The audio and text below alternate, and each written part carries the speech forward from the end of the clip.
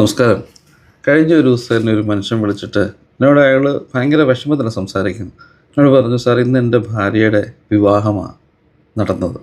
എനിക്ക് വിഷമം സഹിക്കാൻ പറ്റുന്നില്ല, എനിക്ക് നിങ്ങളോട് കുറേ സംസാരിക്കണമെന്ന്. ഞാൻ പറഞ്ഞു, ആയിക്കോട്ടെ സംസാരിക്കും, എന്താ പ്രശ്നം? അപ്പോൾ അയാൾ ഇങ്ങോട്ട് സംസാരിച്ച കൂട്ടത്തിൽ എന്നോട് പറഞ്ഞു, അയാളും ഭാര്യയും തമ്മിൽ ഏകദേശം 8-9 വയസ്സിൻ്റെ വ്യത്യാസമുണ്ട്. ഇവർ രണ്ടുപേരും പ്രൊഫഷണലി ക്വാളിഫൈഡുള്ള ആൾക്കാരാണ്.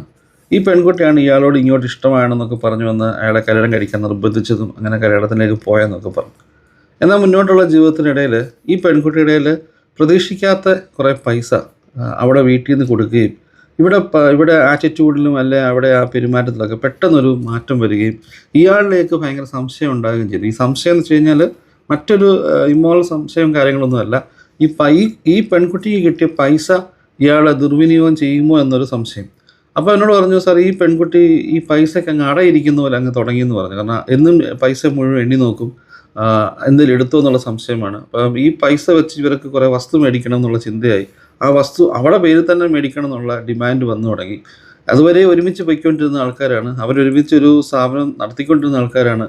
ഈ പൈസ കിട്ടിക്കഴിഞ്ഞാൽ പിന്നെ ഇയാൾ എന്തുണ്ടാക്കുന്നു, നിങ്ങൾ എന്ത് കാണിക്കുന്നു, ഇത്ര നാൾ എന്താ ചെയ്യുമെന്നൊക്കെ ഉള്ളൊരു ഇങ്ങനെ സംസാരം വന്നു തുടങ്ങിയെന്ന് പറഞ്ഞു. അപ്പോൾ ആ മനുഷ്യൻ അതിനെപ്പറ്റിയൊക്കെ വിഷമമൊക്കെ പറഞ്ഞു. അത് കഴിഞ്ഞ് ഈ വസ്തു മേടിച്ച് കഴിഞ്ഞ ഉടൻ തന്നെ ഇവർക്ക് ഇയാളുമായിട്ട് ജീവിക്കേണ്ട എന്നൊരു കാര്യത്തെ അങ്ങ് സ്റ്റിക്ക് ഓൺ ചെയ്യാൻ തുടങ്ങി.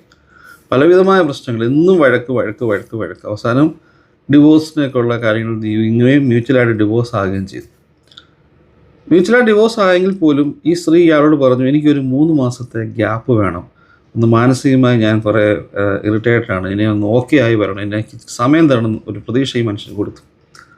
എന്നോട് ഈ മനുഷ്യൻ പറഞ്ഞു, ഈ ഡിവോഴ്സ് ആയ ശേഷവും ഇയാളൊരു കേരളത്തിലൊരു സ്ഥലത്ത് ജീവിക്കുന്നു, ആ സ്ത്രീ വേറൊരു ഡിസ്ട്രിക്റ്റിലാണ് താമസിക്കുന്നു. ആ സ്ത്രീ തന്നെ ഇയാളുടെ അടുത്ത് ചിലപ്പോൾ വരാറുണ്ടെന്ന് പറഞ്ഞു. കാരണം ഇയാളുടെ അടുത്ത് വരും, ചിലപ്പോൾ 1-2 ദിവസം ഇയാളോട് താമസിക്കും. ആ താമസിക്കുന്ന സമയത്ത് ഇവർക്ക് തമ്മിൽ എല്ലാവിധമായ റിലേഷൻഷിപ്പും ഉണ്ട്. ഈ മാസത്തിൽ 1-2 മാസം കൂടുമ്പോൾ ഈ സ്ത്രീ വരുന്നുണ്ട്.